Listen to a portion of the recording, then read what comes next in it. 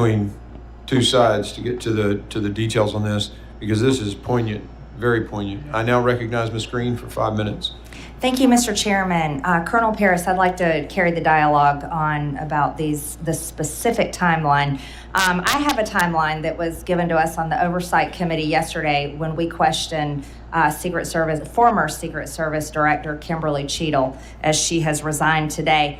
But the timeline that I'd like to talk to you about is exactly what you were just discussing here. 18 minutes before President Trump took the stage, it was at 5:45 that the Butler County Emergency Services noticed Thomas Crooks on the roof, took a picture and reported it.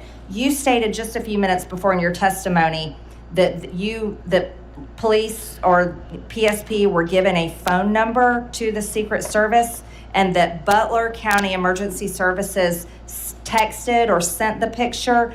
Was that a text? Was that a digital platform? Was it an email? How did they send the picture? So just to be clear, at that period of time, at 18:45, I don't believe the testimony was 5:45 p.m. 5:45 p.m. Yes, ma'am. He was not up on the roof at that point, is my belief. No. Emergency Services noticed Thomas Crooks on the roof. This is the timeline that we have. Took a picture and reported it. Who did they send that picture to? Just to be clear, they were posted in the AGR building and took a picture of him. That's what you're. Yes. Who did they send the picture to? So I only know from interviews what I can confirm to my knowledge and belief here today that a member of Pennsylvania State Police inside of the command post received that information telephonically and by text, relayed it to the Secret Service, and then was given a number to follow up on. And that was based, again, heightened suspicion. How did they relay it to Secret Service? I believe that they verbally turned and said in the command post, this is information that I just received. And then in follow up to that, as directed from the interview that I was briefed on, that was forwarded by text as requested by the Secret Service. Can you give us copies of that communication and that phone number that was given to them for Secret Service? So that's part of the ongoing investigation, and I would defer to the legality of. Can you find that information and provide it to our committee? I will look to see if legally I will consult Chief Counsel within the state police, but it is an ongoing criminal investigation at this point. So after it was reported, President Trump took the stage at 6:03 p.m. All of this took place. This was 18 minutes before President Trump actually took the stage at 6:03 p.m. President Trump was shot in the face at 6:11 p.m. This has all been reported, these timelines. Why do you not have a timeline? Because it's not the timeline is going to be critical for the after action report. Obviously, we're conducting an investigation with the FBI. We have been deferential to the FBI in terms of what has been released to the media. I was present for one press briefing on the night of Saturday night, July 13th, and we've been deferential to the FBI on that. So I would refer you to the FBI. The timelines that you're quoting, I just want to be clear on the record. To my knowledge and belief, I don't have a minute-by-minute timeline. I've had multiple briefings about what these interviews have gleaned, but they're from the perspective of PSP investigating the homicide and the two attempted homicides. Thank you, Colonel. During the event, at what point in the day? Hey there, Patriots. This is Trotlow Patriot coming at you with another one. Sorry about the little editing mishap right there. The video clip that I'm showing you is Marjorie Taylor Greene questioning one of the police authorities from Pennsylvania of what took place on the attempted assassination to President Trump. I stopped it right there real quick so everybody, you guys can hear that I found kind of strange. But then again, you know, I don't think a lot of this stuff is going to come out right away, even though I think it's suspect. But when she asked him about the timeline. And he says that you know, he's got something similar, I guess, for lack of a better term, the way he was trying to say it, but that the FBI, and I would assume also the Secret Service, their timeline, they have to put all their timelines together in order to, like he said, put out the after report. I I find that kind of suspect. I'm saying I find it kind of suspect, even though maybe there's nothing to it. They just definitely have to get that timeline going, or in place, I should say. But me personally, I'm not trusting it. Okay, I'm not trusting it because there was too many witnesses, too many cameras, too many videos, where if their timeline doesn't add up to what the witnesses were saying and how they were trying to get the police and the Secret Service attention, pointing that guy out on the roof, is just going to keep going down this rabbit hole. And the timeline to all this is going to be the key factor, because as it stands right now, okay, and this is something that a lot of people have been talking about, it's almost as if it was a setup. Okay, I mean, no matter how you look at it, I mean, there's video out there of, and people like in the crowd, they just happen to have their cameras out, and you can see on some of the video, some of the phones, I should say, that was recording, that kid Crook was walking around. You could see him in the background just walking around like aimlessly. Okay, and I mean, there's so many different things going on. What another thing I don't understand is that how in the world, if this was a setup, okay, how in the world did they think they were going to get away with it, with thousands of people there and everybody having a cell phone recording at the same time? But and if not at the same time, at different times. But what I'm trying to say is that from the beginning, you might as well say from the very first time the very first person got there for that rally up until the end, there were cell phone cameras recording every second, every minute, every hour, all day long, or even from the day before. So if that timeline doesn't add up, which I believe it's not, in all honesty, this is something that Congress is truly going to have to sit down, and there's got to be like a major investigation to find out who was behind all this. Okay, this is not the 1800s anymore. Okay, and this is not the 60s or the 60s or the early 80s either, if anybody knows what I mean. We're at a time right now that everybody is basically an independent journalist and reporter, if you think about it. Okay? And as long as social media reigns, there's really no way. I mean, there's always going to be a way of hiding a truth, but there's never going to be a way from hiding all the truth. There's no way. Okay? But with that being said, before we continue, there's a couple of video clips I want to show, and I just just want to put some context to it. One of them is what's going on with Kamala Harris. But a couple of quick things. I just want to thank all my new subscribers and all my subscribers here on YouTube and on Rumble. So don't forget to comment, like, share, subscribe, pass the channel around.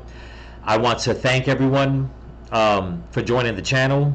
Okay, and helping it grow, all the messages. Also, I haven't done it in a while. It's been a couple of weeks, a couple of videos, I should say, with everything that's going on. But in my description, I'm leaving two links. One is from my friend Josie, who's still trying to raise money for her medical expenses, if anybody can help. And also, if anybody knows, and I'm sure a lot of yous do, Loza Alexander's back in the hospital. Everybody knows he's been battling blood cancer, so I'm leaving a link also in the description so you guys can help him out with his Give Send Go campaign. And there's something else I want to show before we continue with this tape. I'm sorry. Before I continue to the next video, we're going to finish this one, and there's something that something I just want to add, but. Till then, let's finish watching this, and I'll put some more thoughts into it. And I think it's this video. She says something that I found to be very strange also. She asked a question, but I'm hoping it's this video, but let's continue. It was someone from your team first made aware that there was a potential suspicious person or possible threat? So based on my knowledge and belief, that information relayed to the command post from Butler ESU, in terms of crooks, was the first time that I'm aware of. Again, keeping in mind, I've heard. As a matter of fact, I'm sorry, let me go back a little bit. This is actually the video. There's something that said, and I'll point it out. Here we go. That I'm aware of. Again, keeping in mind, I've heard estimates that there were 13,000 people there. There were multiple people identified as suspicious. Several that were identified in that area. Yes, thank you. Now, you stated before. Right there when he said there were several, let's just hear it one more time so you can hear it from the horse's mouth. In terms of crooks, was the first time that I'm aware of. Again, keeping in mind, I've heard estimates that there were 13,000 people there. There were multiple people identified as suspicious. Several that were identified in that area. Yes, thank you. You see, right there, she cut him off and she caught him. So there was more than one threat, or possibly more than one threat. Now, some people may say, well, they're going to always find someone suspicious in big crowds. That is true. But here's the thing.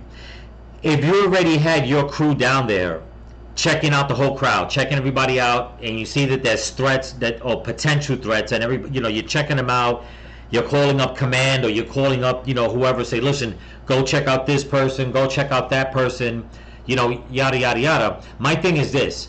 You have so much video out of all the people that were screaming at the police, screaming at Secret Service, pointing at crooks on the roof while they were recording.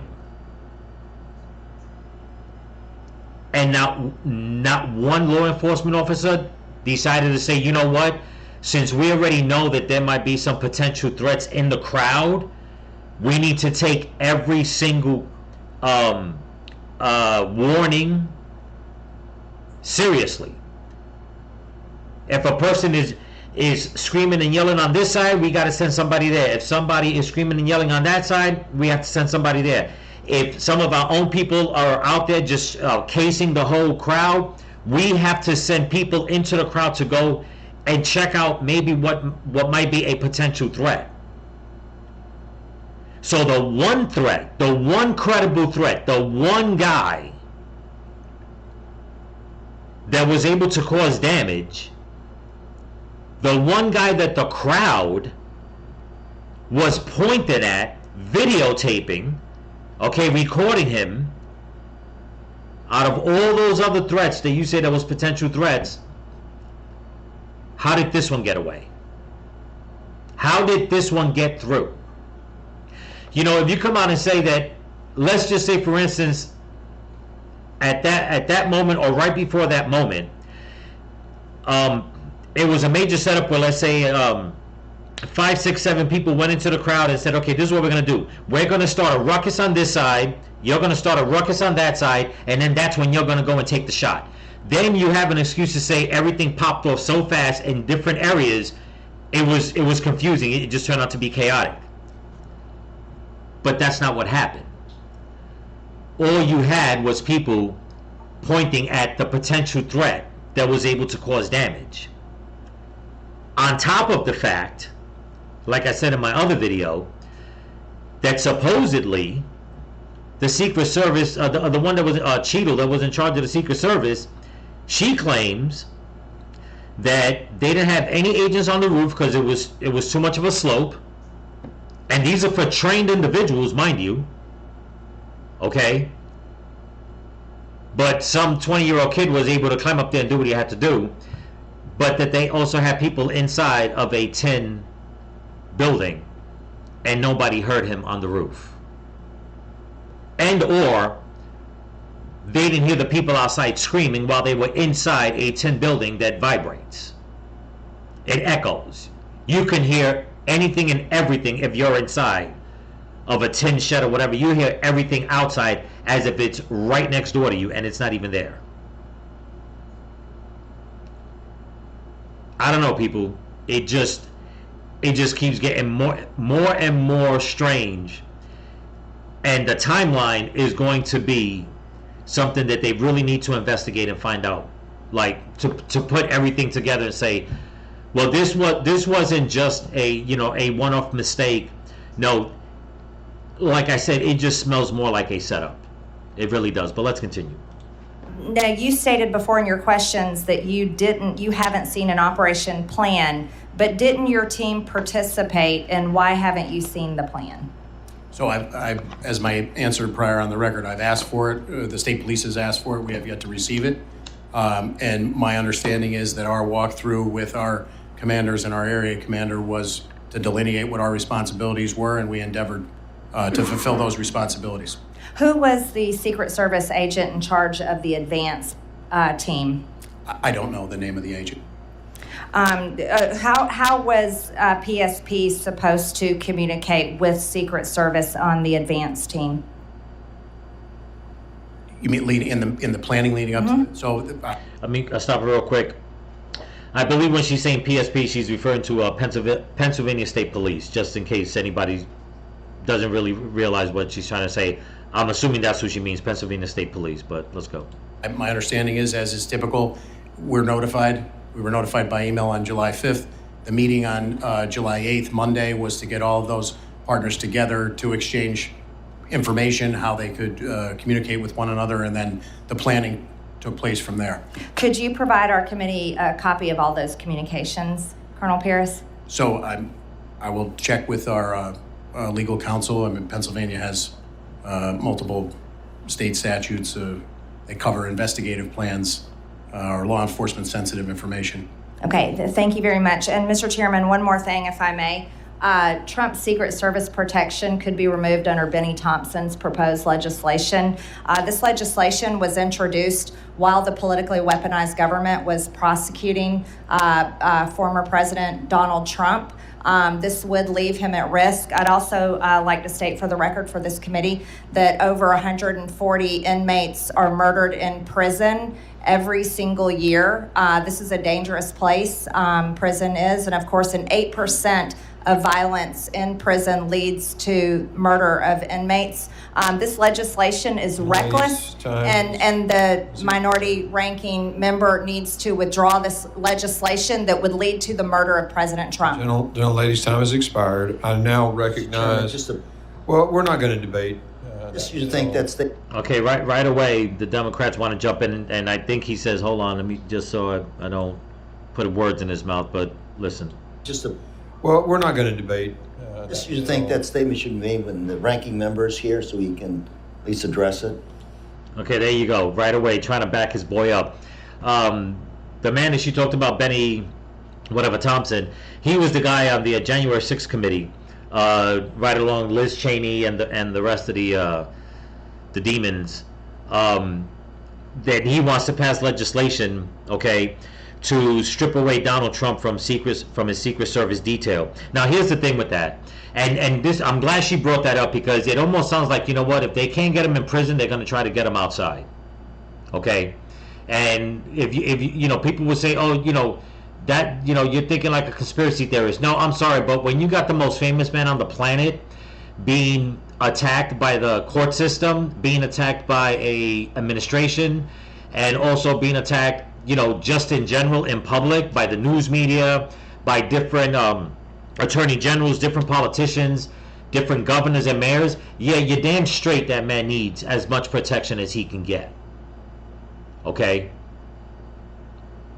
And I just love it the way all of a sudden, right away, somebody wants to jump up and say, well, shouldn't he be here so he can speak his piece? Why? They didn't let Trump speak his piece. Neither during the January 6th committee, neither in court. I mean, no, they don't let him speak his piece. And he was the president of the United States. Okay? The president. And the real funny thing about it is that when Obama, okay, was president, Obama was the one that signed into law that any person that is president and after their presidency, that they're supposed to get lifetime Secret Service for them and their family. So what makes Trump any more different? Oh, I see. Because he's a threat to their democracy. Yeah, I get it. You know, the the double standard that comes out of the left, I mean, they might as well not even make it seem like it's a double standard so we can use those words. They might as well just come right out, right on camera, live for all to see, and just say, these are the kind of people we are, okay? And we're here to try to take it all. Let's see who wins. That's basically what they should say. Because it's already out in the open. Okay? Excuse me. But with that being said on this, we're gonna move to the next video. And I had to I was watching BCP earlier, and he put out a video where David Portnoy from, I think, Barstool Sports or something like that was talking, because not everybody knows what's going on with Kamala Harris, talking about she's going to be president now, and supposedly Joe Biden is sick, he's nowhere to be seen, but yet earlier today, a couple of hours ago, he was coming off of Air Force One. So there is a lot going on, and a lot of supposedly Kareem Jeffries and Chuck Schumer have not put their endorsement behind Kamala Harris.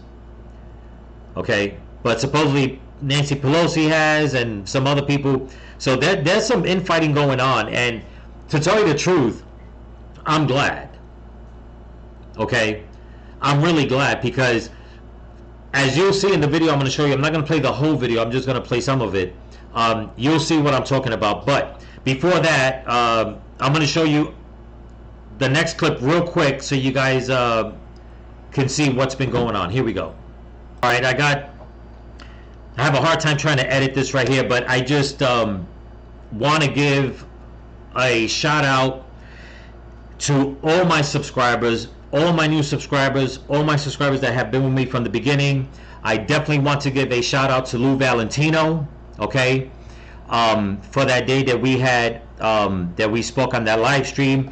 And the reason why I say that, folks, is because I woke up this morning, opened up my email to this. Yes, congratulations, True Outlaw Patriot, you are now a YouTube partner. You people have no idea how happy I am. And it's because of you guys sticking with the channel, watching my content, helping me out, that I'll be honest with you, I did not think it was going to be so fast. Since the last email I got, they said it would take a month. It only took literally 4 days for them to check on my content and say that, you know what, you qualify. And the reason why I say that is because we know what's been going on with a lot of content creators, with what's going on in the political spectrum, what's going on in this country, in the world. The content that I put out, sometimes, I'm not gonna lie, it's it weighs heavy, because you think at any moment you're gonna get some kind of strike or something like that, or they're gonna mess with your videos, even though there's been a couple of things, but I'll digress on that for now. We'll talk about it, you know, in the near future. But I mean, I got up this morning, the past few days have been really heavy on me with a lot of things going on with work and all that, to say the least. So if you guys definitely want to help me out, I mean, my Cash App is in the description. If you don't, that's fine. I mean, I get it as long as you're on the channel watching my videos. But and it wasn't even the email that I opened up. I logged on to YouTube, and this popped up on the screen. So I had to take a picture of it. And it says, welcome to the YouTube Partner Program. As a YouTube partner, you can monetize your videos, shorts, and live streams, get support via chat and email. Let's go. So I want to thank all of you for helping me get here, and that will continue to help the channel grow and move further. And like I said, I want to thank, there's so many people out there that, you know, stood by my side, and that, you know, that is still there wanting to help me, okay? And like I said, I definitely want to thank Lou Valentino for that day.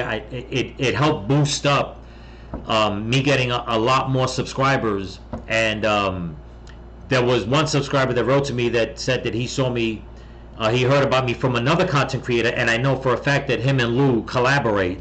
So I'm assuming Lou probably passed me over to him. I think it's JBL, I think it is. Or no, wait, Anthony Logan Bryan, Anthony ALB or Anthony Logan Brown. I forget how to pronounce it. I'm sorry.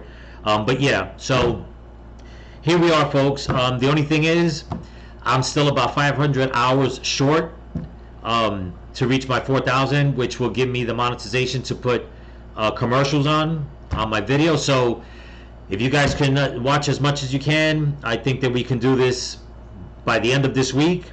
You know, or I should say, or you guys can do this by the end of this, by the end of this week, and hopefully, they'll give me the green light to say, okay, you can start putting commercials and stuff like that. As it stands right now, I could do super chats. I can link my store to the front of the page. There's a couple of things I can do, which is great. So I just wanted to share this with everybody. Thank you so much. You guys have been fantastic. Thank you for being part of the family. And I just want to see this channel grow.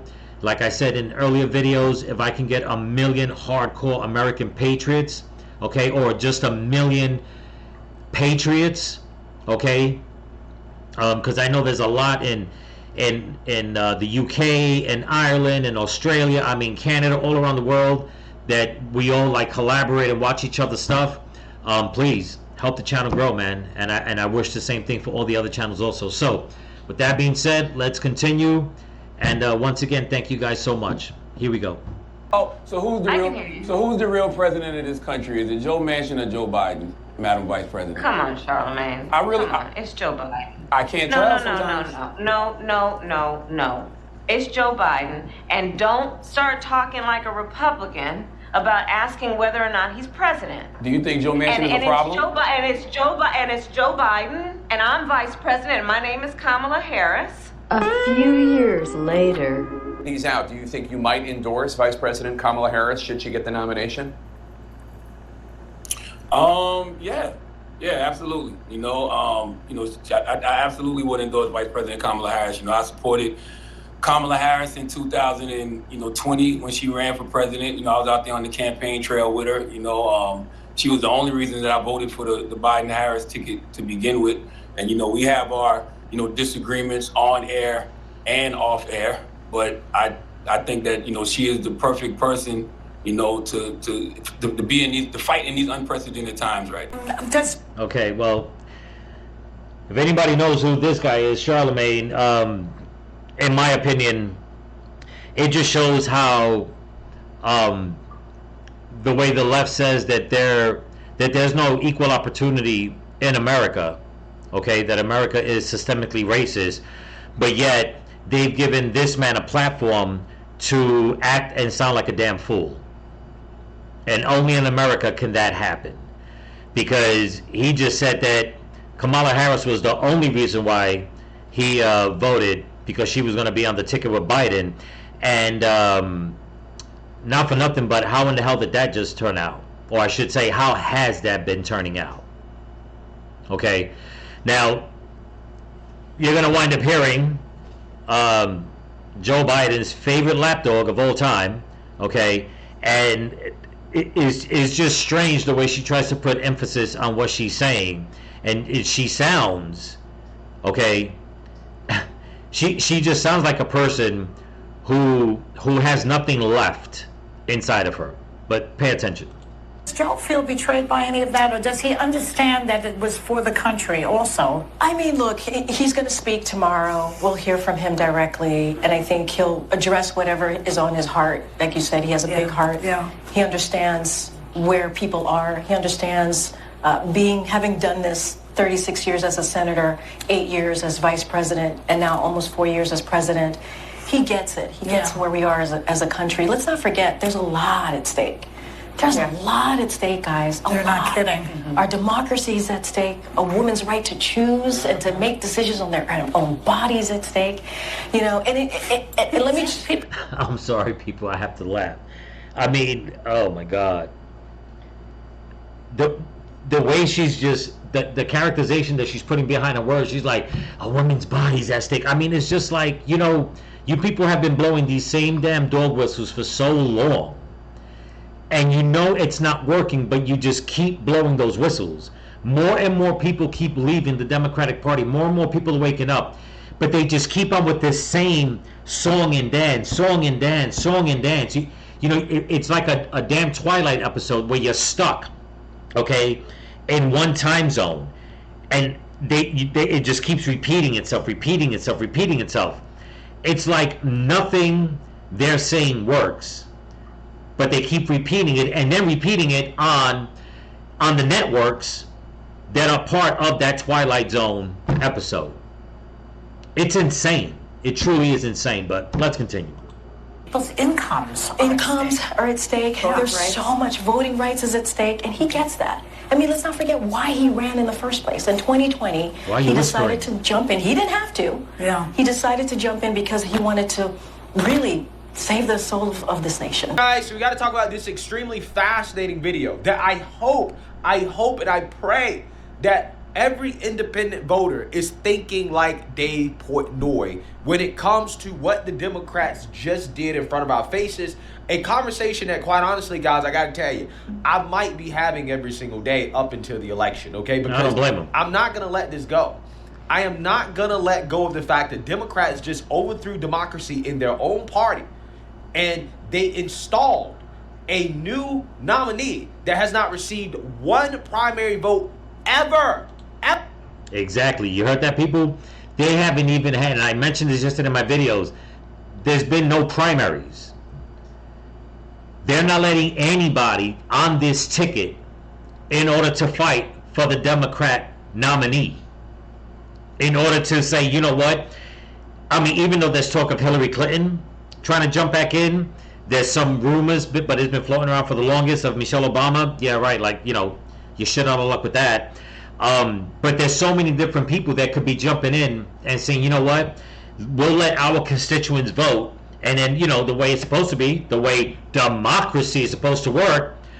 But no, supposedly Kamala got all the votes, okay, and it's like, but wait a minute, she never even got voted in once. Nobody, especially in her own hometown of Oakland, California, or California for that matter. Nobody has voted her in. But right away, the Democrats, once again, when they're in power, they want to go and just fast track everything and say, you know what, this is how we do it, and this is the law. And the reason why I wanted to play of what BCP is playing, because he explains it perfect. Pay attention. Ever from Democrat voters. And they did it with wealthy party elites. This is what they did.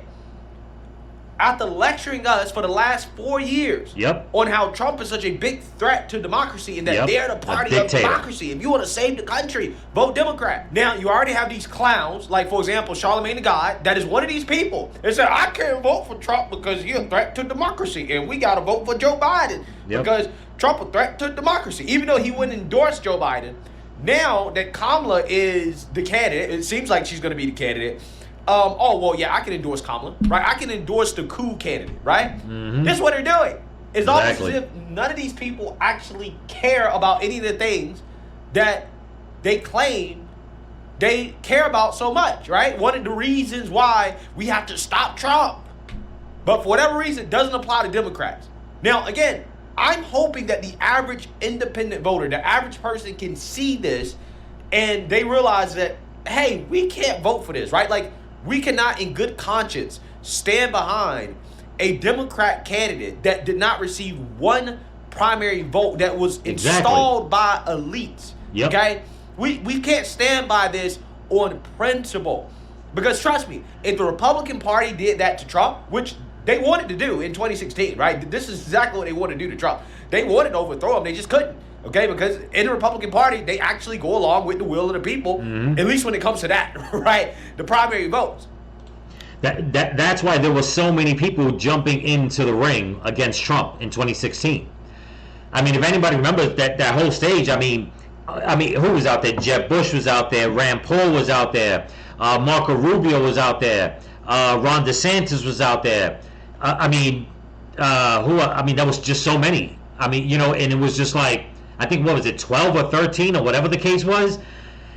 But they did it where, okay, you know what, we're all going to go on stage, we're all going to debate and see what's what. When the Democrats do it, okay, it's either one person, two people, maybe three, but they throw each other under the bus, okay, because they already know who it is that they're going to wind up putting in. like what happened with Hillary and Bernie Sanders. Okay, they knew that not only was Trump winning the Republican primary, okay, they knew that Bernie Sanders actually had a better chance than Hillary Clinton. And we all know what happened with that debacle. Okay, didn't even give Bernie Sanders voters, which I've met a lot of Bernie Sanders voters, and they do not like Hillary Clinton. So there is no, a lot of them said they would, even though if Bernie didn't win, they weren't going to vote for Hillary anyway. But it just so happens that with Bernie Sanders having, in my opinion, if he wasn't neck and neck with her, he was, not too far behind, he probably would have gave her a run for her money. But what did the Democrats do? They said, no, you're getting kicked out. She's going to be the one we stick in. And thank God, for their wicked deeds that they didn't get it. Okay? But that's exactly what's happening now. They're not giving any voters a chance to come out and say, you know what? Can we all vote on this and see who we want as our candidate? But the reason why they won't do that is because of what I said in my video yesterday. That the Democratic Party is so broken up, okay? You have your different factions that they literally, you have Queers for Palestine, thinking that they could go and protest with pro-Palestinian protesters, and they're being vilified. But yet they're both on the left. Okay? There's talk now, and there's video coming out now, that Black Lives Matter supposedly is not endorsing Kamala Harris, but yet they're on the left. So basically, what the Democrats are doing is saying, you know what? If we have to have a primary, we might as well just stop right now everything we're doing and just say that Trump is going to be the next president, because there is not enough time to rally all sides together to give her the votes. And not even her to give anybody the votes for them to be the nominee strong enough to beat Trump. So the Democratic Party just went behind everybody's back, all their constituents' backs, okay, and said, no, we're going to place one in for you. She's not going to be elected. She's going to be selected. Let's continue. So, if they were to do that, though, I would not support the coup candidate, right? Just out of principle, that party just threw out my vote, right? But again, that's not how Democrats work. Apparently, again, it is vote blue no matter who, even if it's the result of a coup. This is what they believe, because Trump must be stopped to save democracy, right? Overthrow democracy to save democracy. And yet, all the left has been saying is that Trump's a dictator and he's going to act like a dictator starting day one, taking one of his jokes out of context. But who's acting like dictators now? Who's acting like the socialists now, the communists now, the Marxists now? I'm telling you, it's all in everybody's face how the Democratic Party is working. They're working for their own best interest, the interest of the party, not the people, them, the elites, the party. This is who we want in power, and that's it. Never mind what the constituents say. Dave Portnoy, who I would characterize as an independent, I just love his take on this, because I'm hoping and praying more people are seeing this and realizing this, just like Dave Portnoy, because it's so in your face that I don't understand how anybody does not see what the Democrat Party is doing and is not very disturbed by what we are witnessing in front of our face. Okay, I gotta do another rant here, and I'm gonna get, hey, pizza man, stick to pizza. Hey, sports guy, stick to sports. People are sending that. Hey, shut up, you're dangerous. Ironically, I'm sure the same exact people who were so outraged when, I think it was Laura Ingram's told LeBron to shut up and dribble a basketball. They were so outraged by that. But now, when I'm talking, they don't like what I'm hearing. Stick to pizza. If you're an American citizen, you care about this country, you're always allowed to talk about what's going on in this country. So those people who are telling me, Democrats of all people, who are always the most intolerant, which is crazy, the extreme left, when they don't like what you're saying, it's suddenly shut up, no debate. So you shut up. Now here's this rant. Again, I'm a libertarian. Very much pro-choice. I don't agree. I'm not religious really at all. So there's a lot on the right I don't agree with. But I hate the left. I hate the extreme left. And they are reminding me why I cannot vote for them. And I cannot vote for Kamala, because not even that they're trotting out Kamala now and they whacked Joe Biden, just like I said they were gonna. They trotted him out for the debate. The fact that they've hid for years that he was a head of lettuce from the American public. It's not that they go and say, hey, all these videos that the American people see of Joe Biden literally having a dementia moment, being out of it, deep fakes, not real. And then they just reverse course and literally force him to resign by threats. Who knows what they said to him behind doors or what package they came up with. Oh, who knows if he even knows what's going on in his head. And I hate to say it that way. I'm not trying to knock him, mock him for that, because, I mean, when it comes to, like, dementia and all that, that's a serious issue. But, with all the talk of people saying that he was, like, hocked up on drugs on those moments where he had a lot of energy, and then when the drug was coming down, that's why he acted the way he did. My question is this. It's a couple of questions. One, if that's true, okay, why? Other than the fact of just because you're evil and you're going to do that. And two, how much damage was being done to that man? Okay? And the reason why I say that, I don't want anybody to think that, oh, what, now you have a soft spot for Joe Biden. No, it's not that. It's just that I'm trying to make a point that if they're willing to do that, regardless of the consequences, then then people need to open up their eyes on the left and say, well, if they're willing to do that to Joe Biden, then everything that Trump was saying and his supporters were saying of what they're doing to Trump and people on the right, it can't be a lie. Because if they're willing to do it to their own, then why would they care about anybody else on the right? Just my thoughts. And if any lefties out there watching this, you might want to think about that. But let's go. Pelosi, Obama, Clooney, all pushing this old man down a flight of stairs. Forget all that. They did it fine. They hijacked democracy. No other way to say it. Kamala, newsflash, ran for president in 2020. You know how many votes she got? 0. Yep.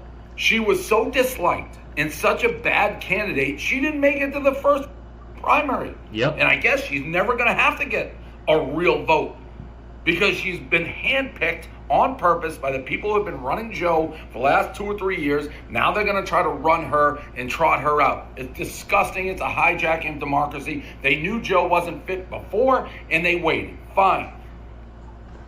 All that, fine. Take it with a grain of salt. For the Democrats, like a Rob Reiner, this is the tweet I saw of Rob Reiner that just sent me off. Democracy is saved. Kamala's running. And all these people now, Kamala, AOC, you just said it was a coup 3 days ago, AOC. Now, Kamala. They're hypocrites. The Democrats and the left. They're demented. The way they shit on our face and tell us it's 80 and sunny is so infuriating. Just admit you hijacked democracy. Just admit you don't care if fucking Mussolini or a head of lettuce was running against Trump. You hate him so much, you're willing to trample on democracy, steal the vote from the American public, the most supposedly important right an American has, the right to vote. You have stolen it from the Democratic Party. You have said you don't get to choose who runs for president. We do. A group of elite, small people are going to handpick and shove down your throat who you vote for. And I'm going to end it right there. And I'm leaving a link in the description so you guys can check out the rest. I don't want to take all of BCP's juice, but it's true what he's saying. They talk so much about democracy. They talk so much about, these QAnon conspiracies that the 2020 election was stolen. But it's right here in their faces that their election is being stolen. And you would think that now would be the time for people on the left to be out there protesting this, okay? But they're not. They're complacent. Because they have been taught to follow the leader. They have been taught that government, big government is good. You will do as we say. and like someone said, you will own nothing and be happy. If this isn't an attack on, like I said, their democracy, I don't know what is. But yet they can keep going out there calling Trump a dictator. That if he becomes president, all kinds of crazy shit's gonna happen. Okay? And then you have people like he said, like Rob Reiner and all these people that, you know, and I've seen some of the messages on different platforms where all these people, even a lot on content creators channels, where their subscribers are leaving all these messages, and I'm like, are you people out of your damn minds? Do you not even care about the vote? You keep saying that you care about the vote, but your own vote has been taken from you. Okay? They didn't even give you guys a chance to vote. And the reason being, in my opinion, is because, like I said, the Democratic Party has so many tentacles, is so divided, so many different sections, so many different reasons to protest, so many different agendas, that they know they can't come together. Which means that you might as well just give the presidency straight to Trump and say, you know what, we're never going to figure this out in a few months. And even if everybody gets together to vote for one person, that's still probably not going to happen. A lot of people on the left will not vote. And then the independents, okay, the libertarians that are waiting on the side, waiting for all the dust to settle, they're going to be like, we already know who we're going for, and it's definitely not going to be for a Democrat. And in my opinion, that's what the Democrats are afraid of, and that's why they're pushing Kamala Harris in, saying that, oh, you know what, she's a new nominee. I mean, she was supposed to get over 1,000 something votes. She got like over 2,000. Basically, every Democrat, without checking with their constituents first, came out and said, you're endorsed. Wait a minute, but nobody in your jurisdictions voted. How can you protest about democracy and not be democratic enough to give your people a democratic vote? So for all the people out there, the Rob Reiners and everybody out there, everybody that thinks that Kamala Harris is the best person for the job, okay, that she's going to save democracy, I'm going to end the video with this one last 2-minute clip. So bear with me, folks. Here we go. This came out 5 days ago. So this goes out to all you leftists that think that Kamala Harris is going to save democracy, that she's been doing such a great job, that everybody loves her. We're going to end the video with this. This is what Kamala Harris has done for the American people. Northwest Florida really feels the effects of the... I'm sorry, let me go back one more time, just a little bit right here. Here we go. Something where a sheriff in Northwest Florida really feels the effects of the open border in the southern border. Okaloosa County Sheriff Eric Aden speaking out tonight following the second arrest in as many months of illegal aliens accused of committing sex crimes on teenage girls. These are two separate cases. In both instances, the suspects deported only to come back. DNA also helping lead to both arrests. Tonight, both remain in the Okaloosa County Jail with immigration holds. 20-year-old Mauricio Escobar Munez facing serious charges of sexual battery of a child and burglary. According to Okaloosa County Sheriff's investigators, Escobar Munez broke into her home in the middle of the night. A female, 14-year-old female in our area of Fort Walton Beach, awakens to a Hispanic male unknown to her, hand over her face, speaking in Spanish. He sexually batters her.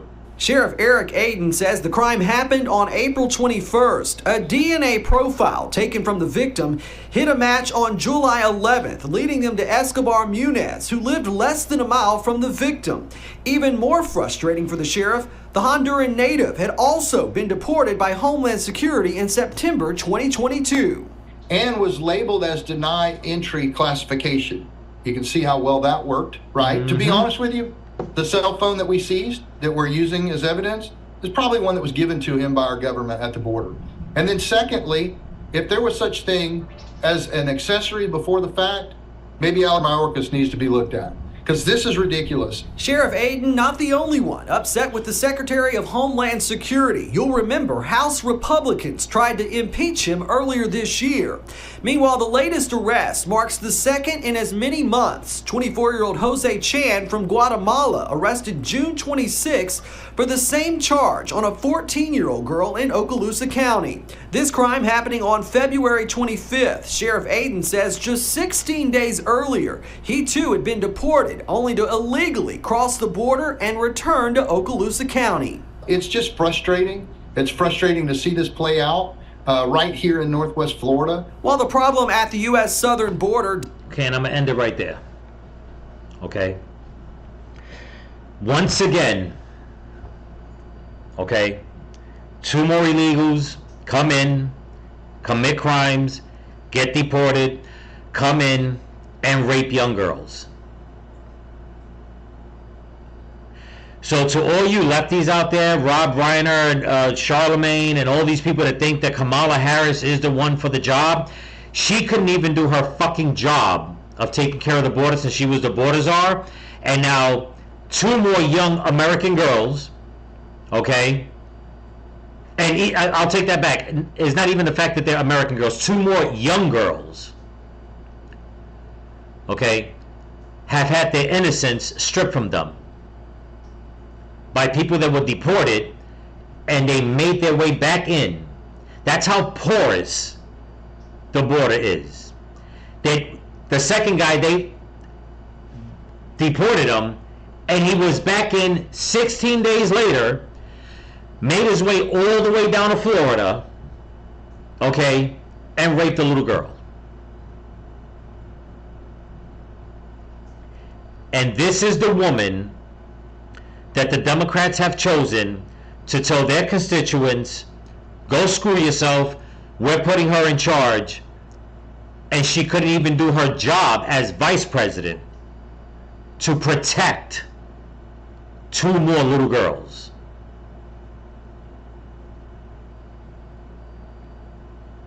All in the name of democracy.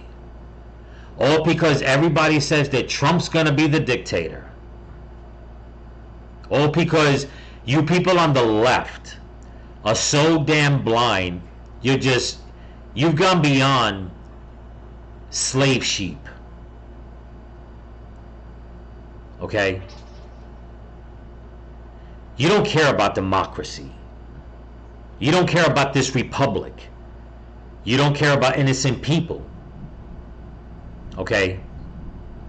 You only care about yourselves. And you don't care who gets hurt.